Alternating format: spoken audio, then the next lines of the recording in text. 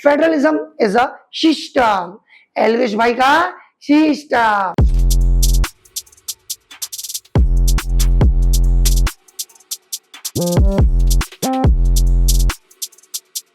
Calibres नोवा यहाँ से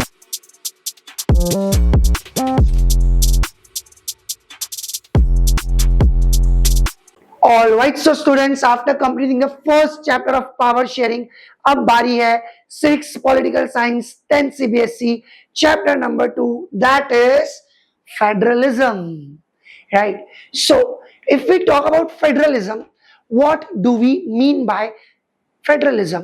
सो federalism का मीनिंग काफी सिंपल होता है, प्लीज यहां पर ध्यान देकर सुनिएगा। सर क्या होता है फेडरलिज्म का meaning? Federalism is a system. Elvish भाई का system. So federalism is a system of government in which power is divided between central authority and it's constituent units. ऐसा सिस्टम जहां पावर डिवाइड कर दिया जाता है सेंट्रल अथॉरिटी और उसके छोटे कॉन्स्टिट्यूएंट यूनिट्स, चिटुक बिटुक यूनिट्स में, राइट? जो डेफिनेशन मैंने आपसे कही, you'll find it in the same way यहां पर। अब याद रखिएगा कि फेडरलिज्म में there are 2 levels of government. The first level of government is for entire country and this government is known as federal government. In India, it is known by the name central government. तो first level government वो होती है जो पूरे अक्खे देश को manage करती है, right? For the matters of national importance, उसमें आते हैं defence, foreign affairs etcetera, right? ऐसी गवर्नमेंट जो पूरे देश के लिए डिसीजन लेती है is known as federal government.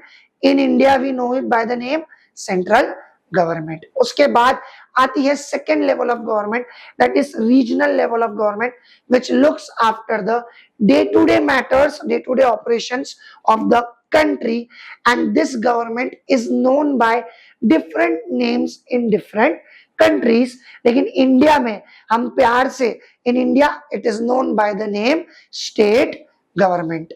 जैसे अगर मैं कह दूं पूरे इंडिया की जो एकदम सेंट्रल गवर्नमेंट है वो बीजेपी है, लेकिन अगर मैं बात करता हूं पंजाब की तो वहां पे आम आदमी पार्टी है, so which is a state government. याद रखिएगा, पिछले चैप्टर में भी मैंने आपको बताया था state is not subordinate to central, मतलब सेंट्रल गवर्नमेंट अपना ओन एक्ट करता है and state government act on its own. Both are answerable in the parliament. अगर हम देखना चाहे कौन सी कंट्रीज फेडरलिज्म फॉलो करती है, ऑल द रेड वंस, आप देखोगे कनाडा, उसके बाद आप देखोगे रशिया, उसके बाद आप देखोगे India, Australia, South Africa, Brazil, Argentina, Messi, ये सारी countries they follow the system of federalism. Federalism होता क्या है? 7 features and very easy features of federalism मैं आपको बताता हूं। आइए चलते हैं। जो मैंने आपसे कहा था 7 फीचर्स ऑफ फेडरलिज्म। सबसे पहला फीचर ऑफ फेडरलिज्म ये आता है कि फेडरलिज्म हैज 2 और मोर लेवल्स ऑफ गवर्नमेंट। जी हाँ, हमें याद रखना है फेडरलिज्म मतलब 2 लेवल्स ऑफ गवर्नमेंट। जैसे ही मैंने कहा 2 लेवल्स, उसके बाद सेकेंड पॉइंट आएगा each level has its own jurisdiction. अब आप लोग कंफ्यूज हो रहे होंगे, sir what do we mean by the term jurisdiction? Jurisdiction का मतलब होता है geographical boundary. Just take an example, जैसे नागपुर सिटी का अगर मैं एग्जांपल लूं, अगर आपका कोई क्राइम नंदनवन एरिया में होता है तो आप दूसरे एरिया धर्मपेट के पुलिस स्टेशन में नहीं जा सकते, क्योंकि नंदनवन का एरिया नंदनवन पुलिस स्टेशन के जुरिसडिक्शन में आता है, ना कि धर्मपेट जुरिसडिक्शन में।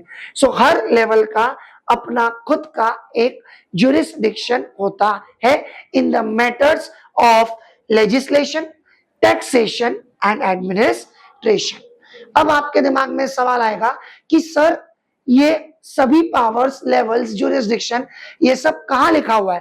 तो यहां आएगा मेरा point number 3, all this things are mentioned in the constitution. So जितने भी लेवल के पावर है, चाहे सेंट्रल हो चाहे स्टेट हो, इन सब के jurisdiction are mentioned in the constitution and this can not be altered or changed by one level of government unilaterally. Unilaterally का मतलब होता है on their own. So अगर कॉन्स्टिट्यूशन में कोई भी चेंज करना है regarding jurisdiction, so it can be done with mutual consent of both central as well as state. Mutual consent मतलब एक ही बात पे सेंट्रल का भी हाउ, स्टेट का भी how. So this is where both agree the rules, the jurisdiction can be changed. हमने 3 points पढ़े. सबसे पहला था कितने लेवल्स है? 2. सेकेंड, हर लेवल का अपना एक अलग jurisdiction है. थर्ड, jurisdiction कहां पे लिखा हुआ है? कॉन्स्टिट्यूशन में. फोर्थ, हमने ये पढ़ा कि a single level of government cannot change the constitution unilaterally because it can be changed with mutual consent. उसके बाद अब आपको लगेगा सर अगर म्यूचुअल कंसर्न दोनों का नहीं रहा तब तो पंगा हो जाएगा सेंट्रल गवर्नमेंट और स्टेट गवर्नमेंट में. तो if there is conflict, dispute, पंगा, राड़ा, तमाशा between central government and state government, in that case the highest authority of court, that is in India, Supreme Court, will have the final call on taking the decision and to solve the conflict between central government and state government. So इन दोनों के बीच में अगर पंगा हुआ, जैसे आपके और आपकी बहन के बीच में जब फाइट होती है तो आपके पापा बचाने आते हैं. इन द सेम वे जब सेंट्रल और स्टेट लेवल में फाइटिंग होंगी तो supreme court will act as a final decision maker. अब सर झगड़ा क्यों होगा कोर्ट में? So it will be in terms of money. So दोनों ही लेवल्स ऑफ गवर्नमेंट का फाइनेंशियल ऑटोनॉमी है. Sir what do we mean by financial autonomy? Financial power central government और स्टेट गवर्नमेंट दोनों का अलग अलग है. एक एग्जांपल के साथ कोट करेंगे. जैसे जब आप लोग किसी रेस्टोरेंट में जाते हैं, right? So let us take an example. आप लोगों ने 1000 रुपीज का फूड कंज्यूम किया. इस 1000 रुपीज के फूड में 2.5% लगता है CGST और 2.5% लगता है SGST. अब अगर हम कैलकुलेट करें तो ये हो जाएगा 25 रुपीज CGST और 25 रुपीज SGST. टोटल बिल आपको पे करना पड़ेगा 1050. That is nothing 1050. क्यों? क्योंकि ये जो 2.5% CGST 25 रुपए, CGST central goods and service tax, तो आपने 25 रुपए दिए सेंट्रल गवर्नमेंट को. SGST state goods and service tax, आपने 25 रुपए दिए स्टेट गवर्नमेंट को. इसी को कहा जाता है फाइनेंशियल ऑटोनॉमी. यानी दोनों का source of income, source of revenue separate है. और लास्ट पार्ट ये है कि फेडरलिज्म को क्यों बनाया गया, उसके पीछे होते हैं 2 objective. The very first objective is to safeguard and promote. Safeguard मतलब बचाना, and promote unity of the country. हमने पढ़ा था पिछले चैप्टर में, जैसे जब पावर शेयर होता है it helps in maintaining the unity. In the same way जब 2 लेवल्स में पावर शेयर होगा सो it will automatically promote the unity of country. और एक और चीज आपको पढ़ाई थी पिछले वीडियो में, state government is not subordinate to central. ठीक है, इसका ये मतलब होता है सेंट्रल अपने एरिया में काम करेगा, स्टेट अपने एरिया में काम करेगा. इसके अलावा सेकेंड ऑब्जेक्टिव जो फेडरलिज्म का होता है that is accommodate regional diversity. See India में बहुत से रीजन्स है and there are so many peoples who have different caste, different culture.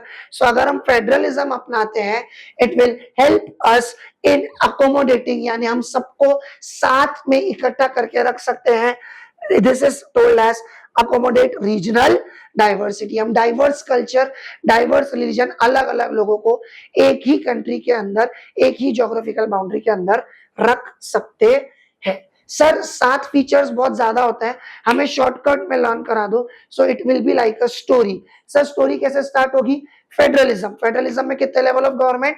2, central and state. उसके बाद दोनों लेवल के अपने अलग अलग jurisdiction regarding taxation, administration, etc. अब ये jurisdiction कहाँ लिखे हुए हैं? पॉइंट नंबर 3, कॉन्स्टिट्यूशन में। फोर्थ पॉइंट, कोई भी लेवल ऑफ गवर्नमेंट यूनिलैटरली अकेले कॉन्स्टिट्यूशन को चेंज नहीं कर सकता।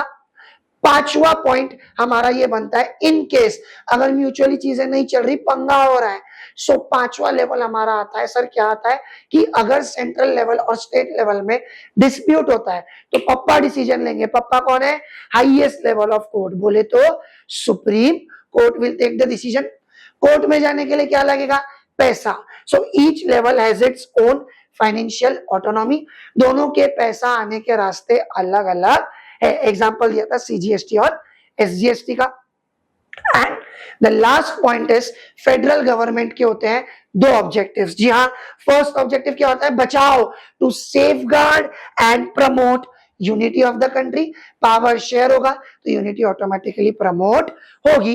And the last is accommodate, सबको साथ लेके चलो, रीजनल डाइवर्सिटी। होप आपको इस वीडियो से फेडरलिज्म क्या होता है, कैसे होता है, इंडिया में फेडरल गवर्नमेंट को सेंट्रल गवर्नमेंट कहते हैं, रीजनल को स्टेट कहते हैं, एंड ऑल दिस 7 फीचर्स आपको समझ में आया होगा। This is my first part with the meaning of federalism. आगे का चैप्टर मिलते हैं पार्ट 2 में।